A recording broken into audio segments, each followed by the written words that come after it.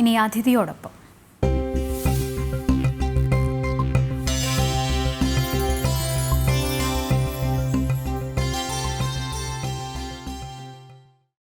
കേരളത്തിന്റെ തെരഞ്ഞെടുപ്പ് ചുമതലയുള്ള BJP നേതാവും കർണാടക ഉപമുഖ്യമന്ത്രിയുമായ അശ്വത് നാരായണുമായി ഞങ്ങളുടെ പ്രതിനിധി RS വിഷ്ണു ശർമ്മ നടത്തിയ പ്രത്യേക അഭിമുഖമാണിനി അതിഥിയോടൊപ്പത്തിൽ.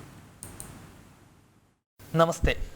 കേരളത്തിന്റെ തെരഞ്ഞെടുപ്പ് ചുമതലയുള്ള BJP നേതാവ് കർണാടക ഉപമുഖ്യമന്ത്രി അശ്വത് നാരായണനാണ് ഇന്ന് നമ്മോടൊപ്പം അതിഥിയായി ചേരുന്നത്. Sir, welcome. നമുക്കറിയാം, കേരളത്തിലെ നിയമസഭാ തെരഞ്ഞെടുപ്പ് BJPക്ക് എത്രത്തോളം നിർണായകമാണ് എന്നുള്ളത്. അദ്ദേഹം കഴിഞ്ഞ കുറച്ച് ആഴ്ചകളായി കേരളത്തിലെ BJP നേതൃത്വവുമായി ചേർന്ന് പ്രവർത്തിക്കുന്നുണ്ട്. അതോടൊപ്പം കേരളത്തിലെ അനുഭവങ്ങളും BJPയുടെ ഭാവിയും എല്ലാം തന്നെ നമ്മോടൊപ്പം അദ്ദേഹം പങ്കുവയ്ക്കുകയും ചെയ്യുന്നുണ്ട്. Sir, you are here in Kerala more than few weeks. How is Kerala and how is your experience? Kerala people are well informed, well educated, very progressive people. They do have a lot of awareness and they have good understanding. And state of Kerala has got a lot of potential. So I feel really good to be here, and I'm getting a lot of good experience in Kerala, and it's a good learning. And more so, it is a great opportunity to work in the ensuing Kerala Assembly election. So in this direction I'm here, and I've been working very closely with people of Kerala and my political party, my party leaders, my party workers. With all of them I've been working. It's been a good experience, and I think there's a great future for people of Kerala. What is the future of BJP in Kerala? If BJP comes in power, what is the future plans of BJP? BJP is the solution for the state of Kerala, because at present the LDF and UDF have completely failed to govern the state or give good administration or good administration for the people of Kerala. And I feel these parties are irrelevant to the present time, and they have not been able to do much of the good job in the state of Kerala with regard to various aspects in governance. With regard to the governance, they have completely failed. With regard to the economic development, with regard to the promotion of culture, and more than all these things, they are into more of appeasement politics, which is something not acceptable to people of Kerala. And along with all these things, they are into many scandals, corrupt, their nepotism, giving a lot of personal interest, self-interest. They've been working with a lot of self-interest. You are the Deputy CM of Karnataka. What are the main developmental activities implemented in Karnataka under BJP government, and what is the Karnataka model?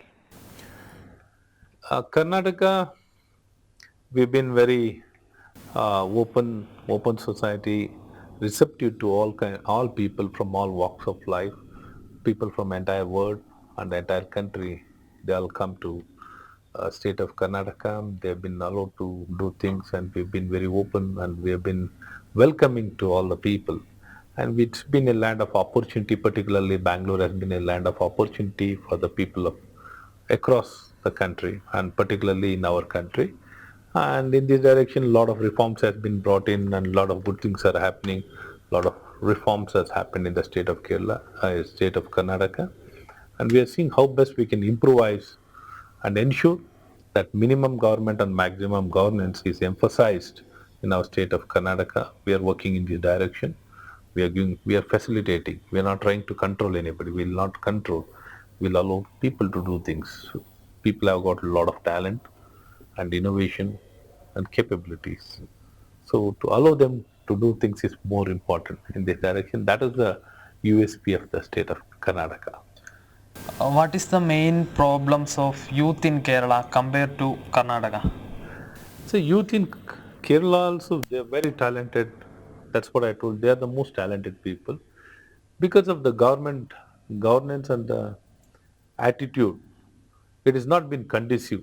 It has not been conducive for the more investment or for the economic development or allowing things to happen. They are trying to control everywhere. The controlling is the not in the interest of the people, not in the interest of the state. They should allow things to happen because Malayalis are seen across the world. See, you can see them across the world. Everywhere they've been doing excellently, very well, and they've contributed. They've been contributing extremely good contribution has been made across the world, different parts. The same thing can be done here. If I allow them, they'll do the same here. And thereby you can see much of development better than any other country. In our country also, they can be the topmost state in performance, economic development, entrepreneurship or GSDP. The state of Kerala can be the number one. So in this direction, government has failed. The government has not been either EDF or UDF or LDF.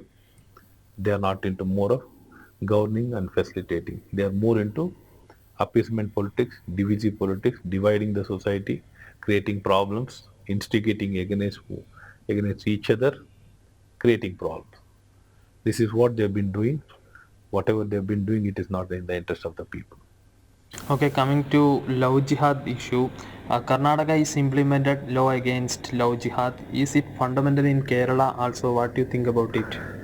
We are not brought in the state of Karnataka so far love jihad bill, but we are in that process. We are thinking, we are working in that direction to bring the law with regard to the prevention of the love jihad in our Karnataka. In this direction, we are formulating a bill. We are in the due process. Probably in the state of Kerala, I hear much more than the state of Karnataka. There are more incidents in the state of Kerala. I think even the people across the community, across the religion, people have been demanding for the bill, love jihad, to prevention of the love jihad, to control and prevent the love jihad. There's been a lot of demand in the state of Kerala.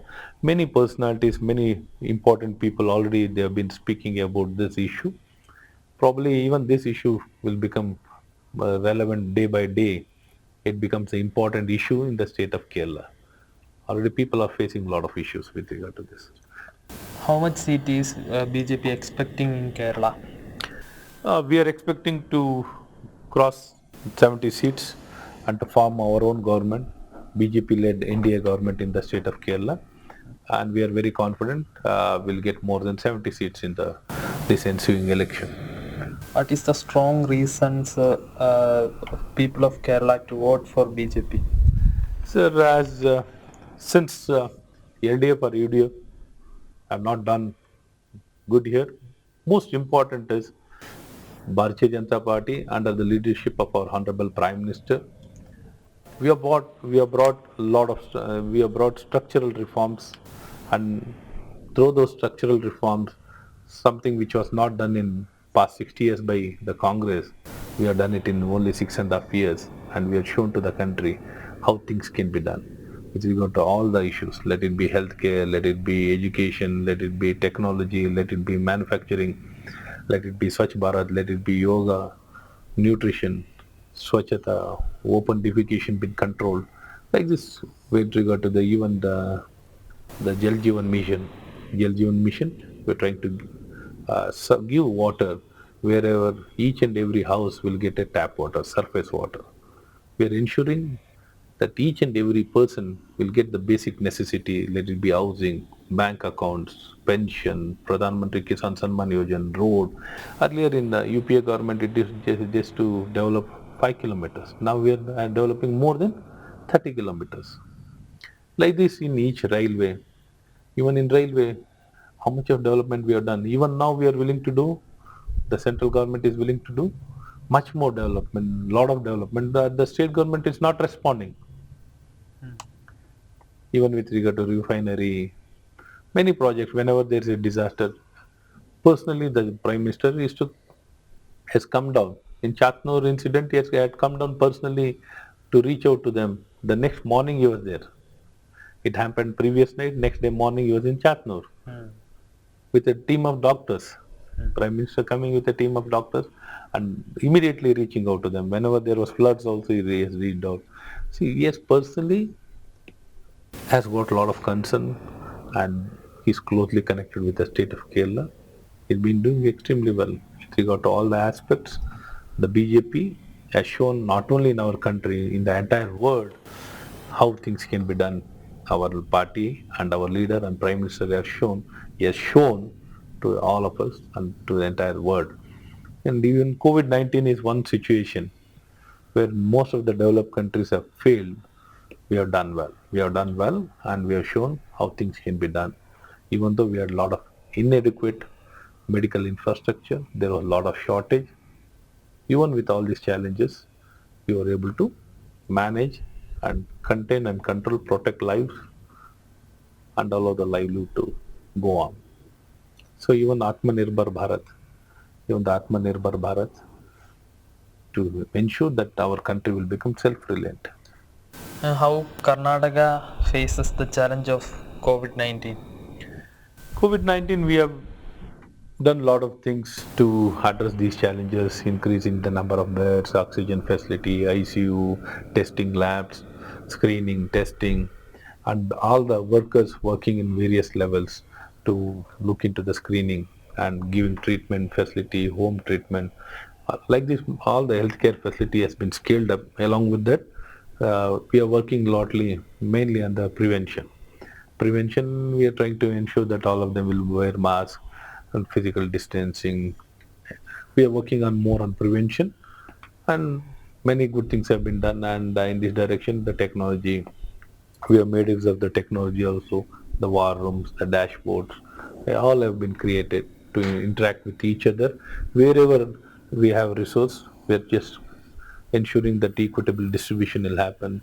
Shortage, wherever shortcoming is there, we'll ensure those shortcomings will be addressed. Wherever we are surplus, we'll have a equitable distribution to ensure nothing goes wrong. So in this way, we are able to mobilize all the human resource and the medical resource, and all possible resources were mobilized, and for the public good we are done. And along with that, we have provided a lot of incentives with regard to the farmer not being affected, their products to be sold. We ensured their sales of product has happened very effectively. The farmers concern has been taken care, the industrial is concerned, and all the employees, industrial workers, all their concerns were taken into consideration, and we opened up our economy very early, and we were able to manage and run along with lives and livelihood also was addressed very strongly.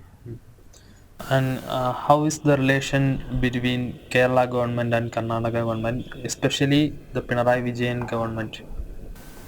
We have been sharing a good relation with the state of Kerala and state of Karnataka. Government to government, there has been a very good relationship. They are able to talk to each other and address wherever there have been concerns, we are able to address. We have been traditionally sharing a good relationship between state of Kerala and Karnataka. I think we need to improvise and maintain, improve, further strengthen the relationship between the two states. And the last year there was a protest against CAA law in Mangalore. How have you seen that protest? See, basically that protest was more instigated, and they had pre-planned. It was more pre-planned. They were trying to instigate violence. They wanted to create a lot of situation, and in that episode, particularly many from Kerala borders, also some organization sent many people from there to Mangalore to instigate. All these things has happened, and investigation is going on.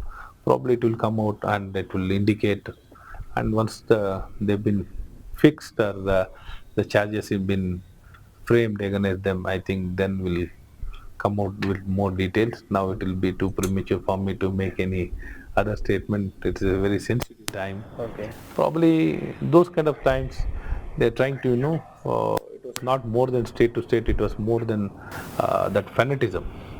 Some of the people, because of their fanatism, they wanted to create violence. They had their own vested interest. So we can't link it with state to state. This is something their personal. They were doing in their own interest, vested interest. So it cannot reflect between the state. So it was more of a law and order issue, which was tackled very effectively, and it was we were able to bring it to the control, under the control. Okay, last question.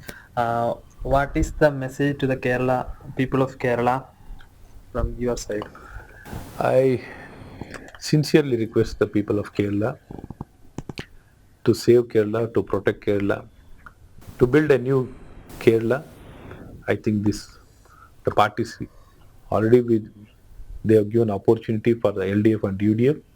I think they should not be given any more opportunities. They should be sent home. Bharatiya Janata Party led NDA should be brought to the power in the interest of Kerala. It is in the interest of Kerala and to protect Kerala and to build a new Kerala. I feel ideally, suitably, they should vote for BJP-led NDA for all our candidates. They should ensure their victory. By doing this, it is doing good for the state of Kerala. Okay, thank you, sir.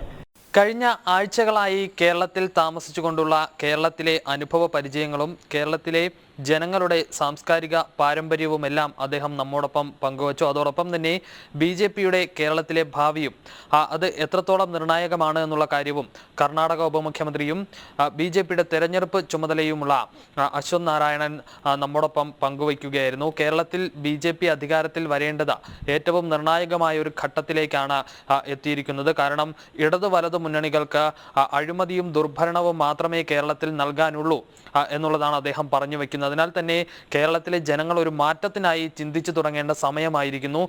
ഒരു മാറ്റത്തിനായി കേരളത്തിലെ ജനത മാറേണ്ടതാണ് എന്നുള്ള കാര്യമാണ് അദ്ദേഹം പ്രധാനമായും പങ്കുവയ്ക്കുന്നത്. കേരളത്തിലെ ജനങ്ങളോട് അദ്ദേഹം നൽകുന്ന ഒരു സന്ദേശവും ഇത് തന്നെയാണ്.